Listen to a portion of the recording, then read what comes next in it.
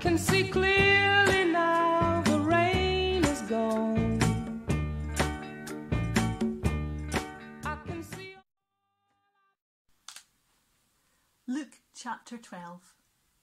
Meanwhile, when a crowd of many thousands had gathered, so that they were trampling on one another, Jesus began to speak first to his disciples, saying, "Be on your guard against the yeast of the Pharisees, which is hypocrisy. There is nothing concealed that will not be disclosed, or hidden that will not be made known.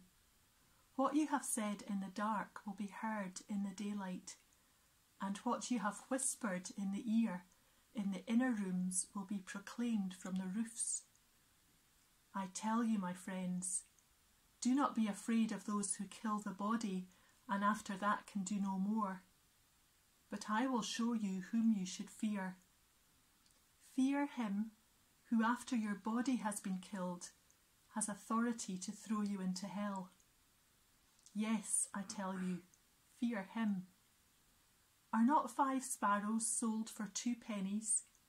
Yet not one of them is forgotten by God. Indeed, the very hairs of your head are numbered. Don't be afraid. You are worth more than many sparrows.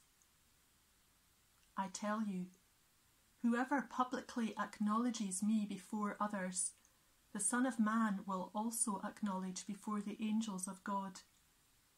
But whoever disowns me before others will be disowned before the angels of God. And everyone who speaks a word against the Son of Man will be forgiven, but anyone who blasphemes against the Holy Spirit will not be forgiven. When you are brought before synagogues, rulers, and authorities, do not worry about how you will defend yourselves or what you will say, for the Holy Spirit will teach you at that time what you should say." Someone in the crowd said to him, "Teacher, tell my brother to divide the inheritance with me." Jesus replied, "Man, who appointed me a judge or an arbiter between you?" And then he said to them, "Watch out. Be on your guard against all kinds of greed. Life does not consist in the abundance of possessions." And he told them this parable. The ground of a certain rich man yielded an abundant harvest. He thought to himself, "What shall I do? I have no place to store up my crops." And then he said, "This is what I'll do. I will tear down my barns and build bigger ones, and there I will store my surplus grain. And I'll say to myself, you have plenty of grain laid up for many years. Take life easy, eat, drink, and be merry." But God said to him, "You fool, this very night your life will be demanded from you. Then who will get what you have prepared for yourself? This is how it will be with whoever stores up things for themselves, but is not rich towards God." Then Jesus said to his disciples, "Therefore I tell you, do not worry about your life, what you will eat, or about your body, what you will wear. For life is more than food, and the body more than clothes. Consider the ravens. They do not sow or reap. They have no storeroom or barn, yet God feeds them. And how much valuable are you than the birds? Who of you by worrying can add a single hour to your life? Since you cannot do this very little thing, why do you worry about the rest? Consider how the wild flowers grow. They do not labour or spin. Yet I tell you, not even Solomon in all his splendour was dressed like one of those. If that is how God clothes the grass of the field, which is here today and tomorrow is thrown into the fire, how much will he clothe you, O you of little faith? And do not set your heart on what you will eat or drink. Do not worry about it. For the pagan world runs after all such things, and your Father knows that you need them. But seek his kingdom, and these things will be given to you as well. Do not be afraid, little flock, for your Father has been pleased to give you the kingdom. Sell your possessions and give to the poor. Provide purses for yourselves that will not wear out, a treasure in heaven that will never fail, where no thief comes near and no moth destroys.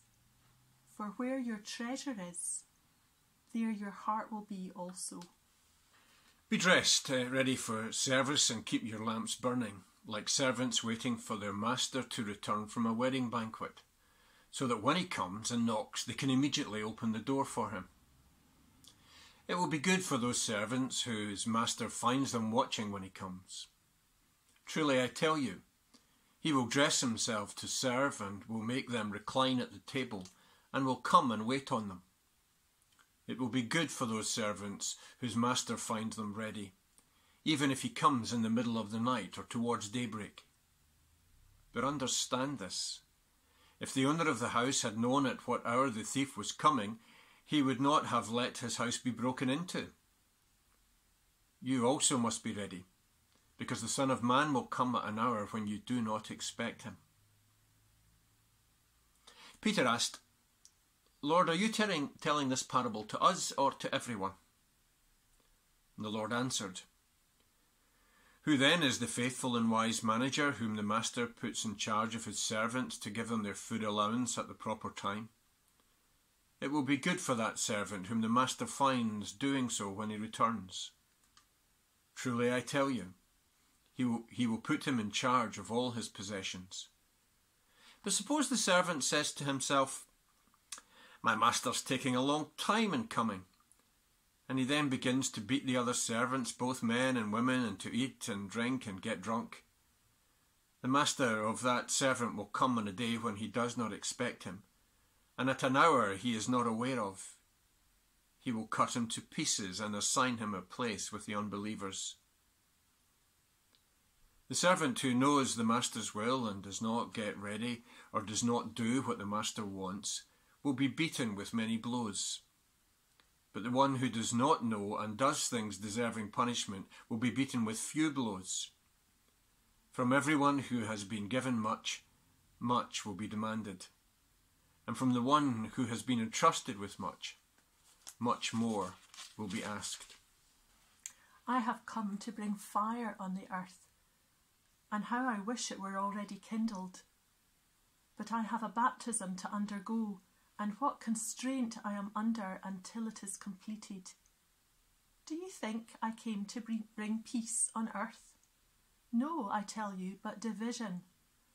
From now on there will be 5 in one family divided against each other, 3 against 2, and 2 against 3. They will be divided, father against son, and son against father, mother against daughter, and daughter against mother, mother-in-law against daughter-in-law, and daughter-in-law against mother-in-law. He said to the crowd, When you see a cloud rising in the west, immediately you say, It's going to rain. And it does. And when the south wind blows, you say, It's going to be hot. And it is. Hypocrites! You know how to interpret the appearance of the earth and the sky. How is it that you don't know how to interpret this present time? Why don't you judge for yourselves what is right? As you are going with your adversary to the magistrate, try hard to be reconciled on the way, or your adversary may drag you off to the judge, and the judge may turn you over to the officer, and the officer throw you into prison. I tell you, you will not get out until you have paid the last penny.